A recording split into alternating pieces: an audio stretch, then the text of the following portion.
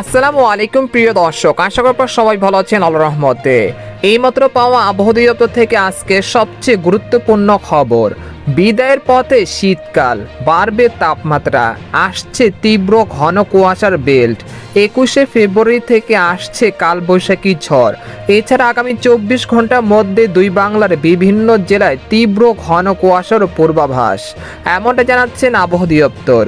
আজ ও আগামীকাল কোন কোন জেলার আবহাওয়া কেমন থাকতে পারে এই বিষয়ে কি বলছে আজকের আবহাওয়ার রিপোর্টে জানিয়ে দিব। সম্পূর্ণ বিস্তারিত ভিডিওতে সঙ্গে থাকুন। আর আপনি কোন জেলা থেকে আমাদের আবহাওয়ার খবরটি দেখছেন অবশ্যই কমেন্ট করে জানিয়ে দিবেন। আর সবার আগে সর্বপ্রথম সঠিক আবহাওয়ার খবর জানতে আমাদের চ্যানেলটিকে সাবস্ক্রাইব করে রাখুন। এবার জেনে নিন এক নজরে।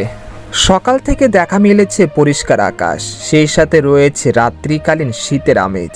তবে এবার ধীরে ধীরে উধাও হতে চলেছে শীতকাল, আসছে গ্রীষ্মের কালবৈশাখী ঝড়। এই অবস্থায় আবহাওয়া দপ্তরের পূর্বাভাস বলছে আগামী 24 ঘন্টার মধ্যে সারা দেশে রাতের তাপমাত্রা বাড়তে পারে, একই সঙ্গে ধীরে ধীরে উধাও হয়ে যেতে পারে শীতের তীব্রতা।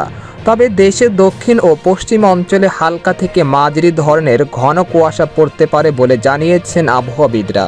এদিকে আবহাওয়ার আরেকটি সতর্কবার্তায় বলা হয়েছে এখন থেকে পরবর্তী 24 ঘন্টার মধ্যে খুলনা, যশোর, সাতক্ষীরা, লোহাগাড়া, শাইলকুপা, নড়াইল, চুয়াডাঙ্গা, মাদারীপুর, ফরিদপুর, নোয়াখালী, ফেনী, চাঁদপুর, বরিশাল, মতিরহাট, পিরোজপুর ও এর পার্শ্ববর্তী অঞ্চলসহ দেশের 2-1 স্থানে শেষ রাত থেকে সকাল পর্যন্ত হালকা থেকে মাঝারি ধরনের কুয়াশা পড়তে পারে।